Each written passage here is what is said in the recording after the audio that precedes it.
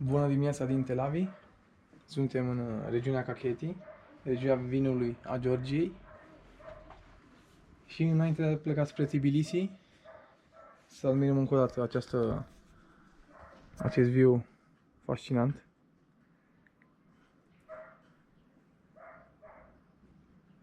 După acești munți am văzut pe hartă că avem Cecenia, iar în față avem Valea Alazani. Foarte frumos. Și ne vedem la Tbilisi.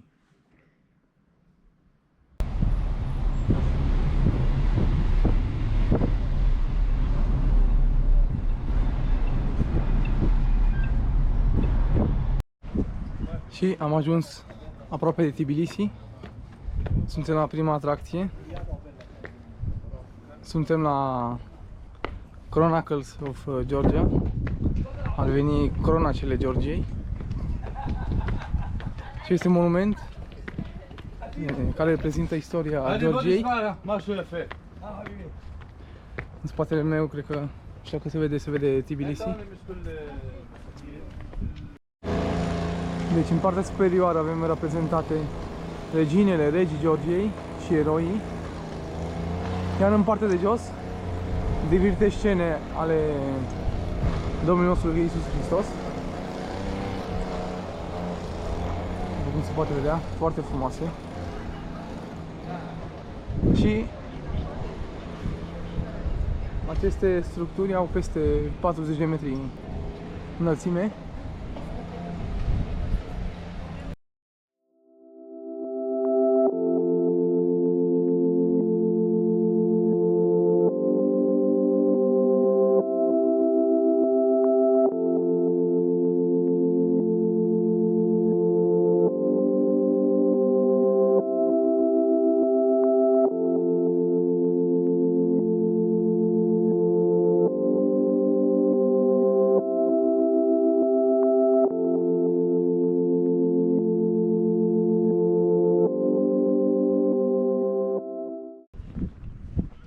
Și mergând în spate,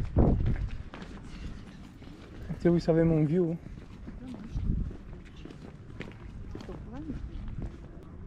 Tbilisi are un lac artificial care se cheamă Marea Tbilisi.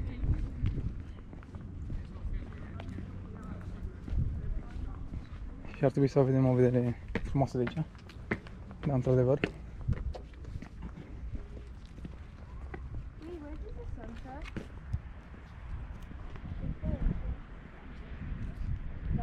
Acesta este lacul din Tbilisi. Se face și baie pe acolo.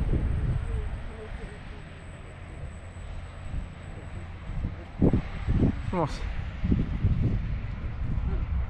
Pe acolo am venit noi. Am făcut cam 2 ore din Tel Aviv.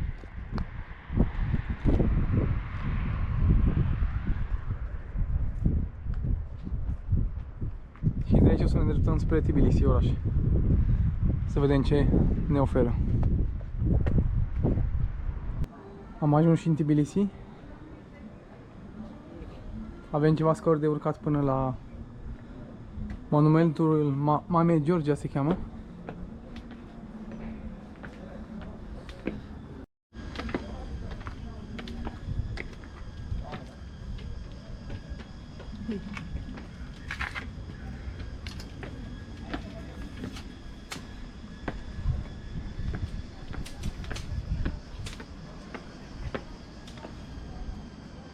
Tu nu ăla zici, David. Am ajuns și la această grădină foarte frumoasă și uitați ce view avem aici.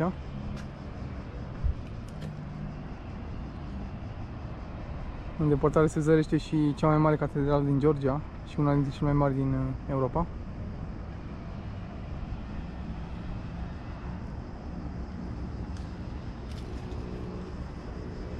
Foarte frumos, cu vista divie pe sus.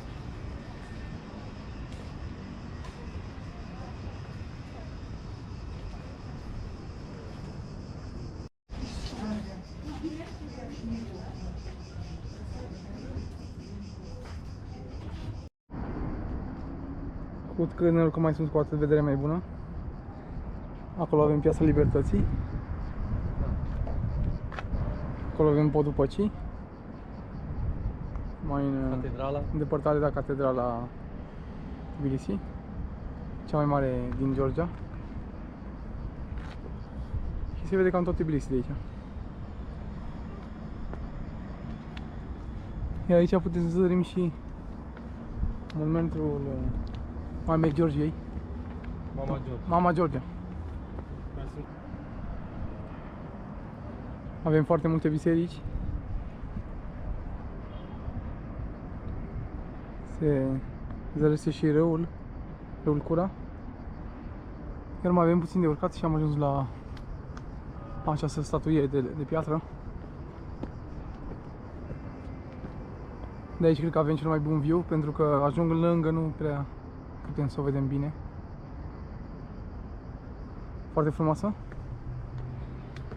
Da, deci am fost în Tbilisi în ultimele 2 nopți, dar nu am putut să vedem mare lucru, deoarece nu am avut mult timp la dispoziție.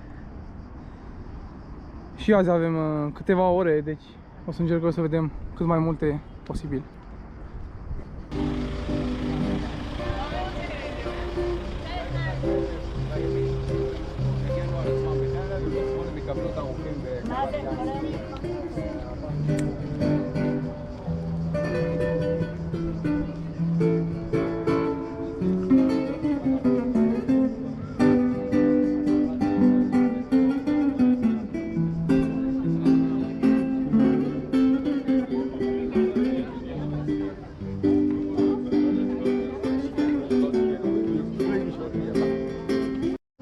Și acum ne îndreptăm spre fortăreața Narchiala. Pe aici, pe undeva, pe drept. Ajungi la fortăreață. Da, este o zonă foarte turistică. Foarte mulți turiști, mai ales din Asia. Foarte mulți ruși. Dar văd cam puțini europeni, nu știu, nu înțeleg de ce. Nu este o destinație așa turistică în Europa. Chiar dacă după mine are foarte multe de oferit. Tbilisi este un oraș foarte frumos. Am rămas surprins prima noapte când am ieșit în prima piață de am văzut-o. Uitându-mă pe dealuri, vedeam foarte multe chestii diverse și am rămas surprins. Și Și aceasta este fortăreața Narchiala, cea mai rămas din ea. Se pare că drumul este închis, nu putem să mergem pe acolo. Și de aici se ia telecabina.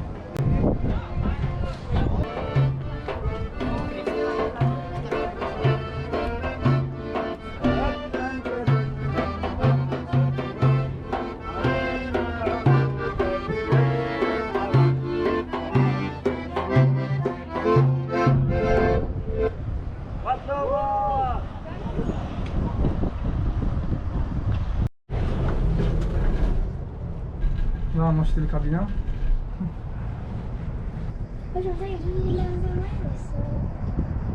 Da, zidurile de la fortăreață. Mai vezi dacă prins catedrala în parte.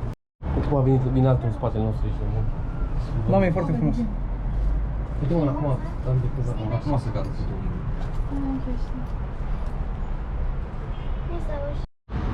Suntem în acest moment la o biserică armenească. Uitați, în stânga avem limba armeană, în dreapta limba georgiană. Și o să mergem și înăuntru, să vedem.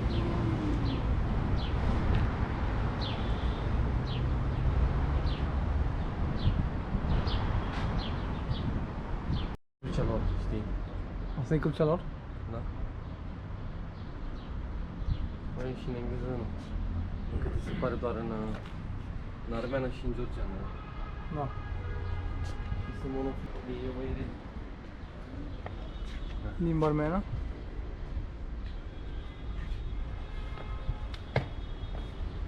Aici avem un...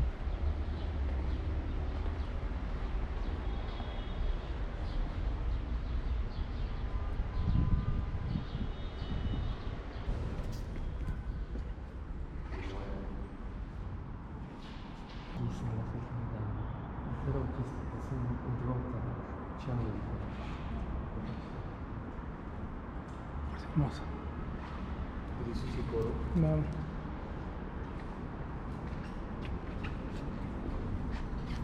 Și crucea asta, vezi? Da. Haide.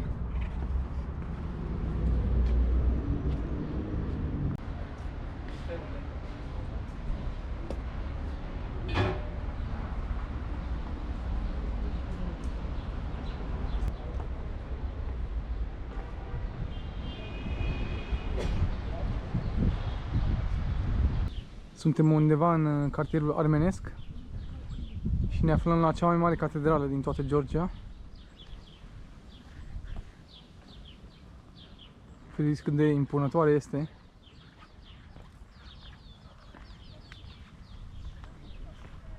Chiar dacă nu cred că o întrece pe a noastră de la București.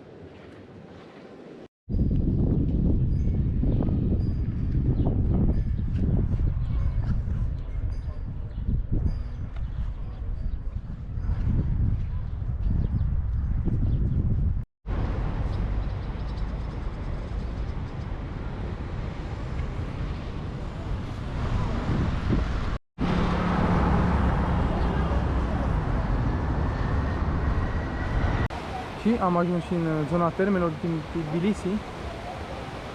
Vedeți câte frumoase sunt balconașele acestea. Iar acolo este intrarea la terme, foarte frumoasă fațada.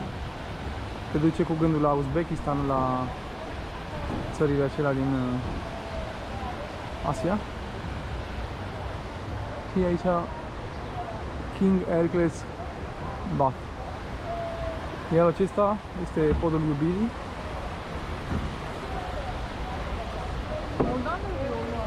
O să mergem pe aici pe sus, să vedem mai bine fațada aceea, care îmi place foarte mult.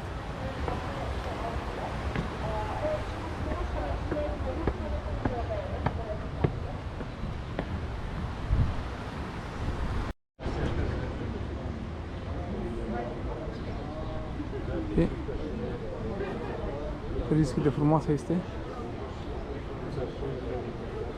Îmi place foarte mult stilul acesta. Nu mai este de la terme.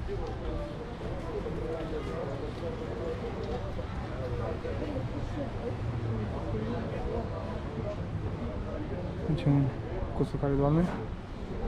Foarte frumos.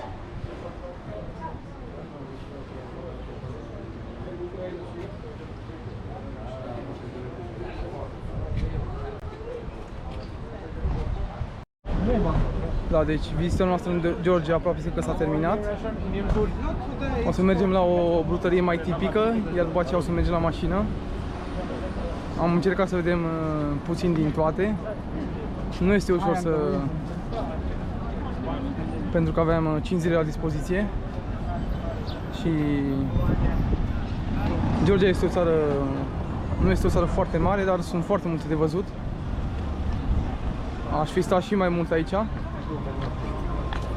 Și ideea este că avem zborul mâine dimineață din Kutaisi. Și până în Kutaisi facem undeva la 3 ore cu mașina. Și iar după aceea vom vedea. Mâine avem zborul spre Istanbul. Deci ne așteaptă o nouă aventură.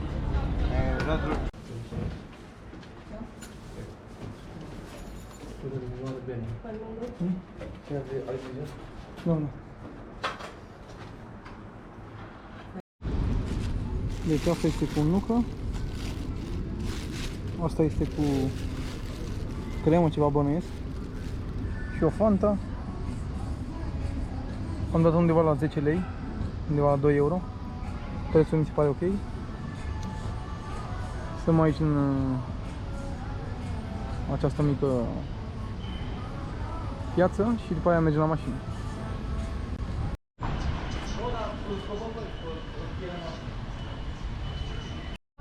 Să vă spun și părerea mea despre Georgia.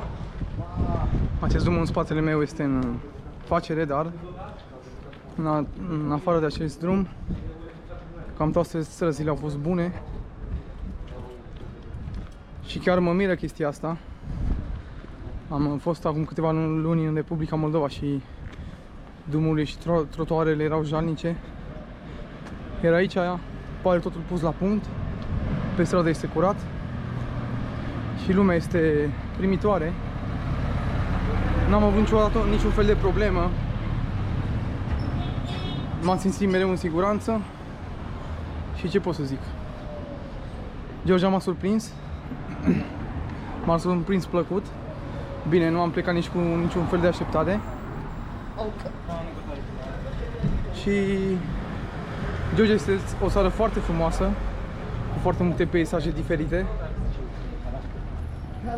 Și chiar nu înțeleg de ce nu este vizitată. Da, și după părerea mea merită mai multă atenție. Georgia, după mine, a rămas o țară autentică, o țară tradițională, o țară cu valori, care în Europa mai greu mai găsești. Oamenii sunt minunați și veniți în Georgia. Pe curând!